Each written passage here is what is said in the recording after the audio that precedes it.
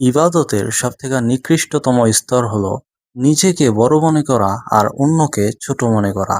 তুমি ৫ ওয়াক্ত নামাজ আদায় করো ভালো, কিন্তু তুমি অন্য মানুষকে দেখে এটা চিন্তা করতেছো, আরে সেই ব্যক্তিটা তো খারাপ মানুষ, সে তো বাটপার, নামাজ আদায় করে না। এর মানে কি দাঁড়ায়? এর মানে এটাই যে তুমি শয়তানের মতো অহংকার করতেছো নিজের ইবাদত নিয়া।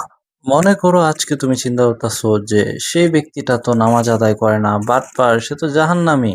আর আমি তো মাশাল্লাহ কত ভালো নামাজ আদায় করি, ৫ ওয়াক্ত নামাজ আদায় করি, দোয়া পড়ি। এমনও তো হতে পারে যে তুমি যেই নামাজগুলো আদায় করতেছো, তুমি যে দোয়া পাঠ করতেছো, এগুলো কোনো কিছুই আল্লাহ তাআলার কাছে কবুলযোগ্য মনে হইলই না। হাশরের ময়দানে তখন কি করবা? এই কারণে মনে রাখো, অহংকারী কোনো ব্যক্তি কখনো জান্নাতে প্রবেশ করতে পারবে না।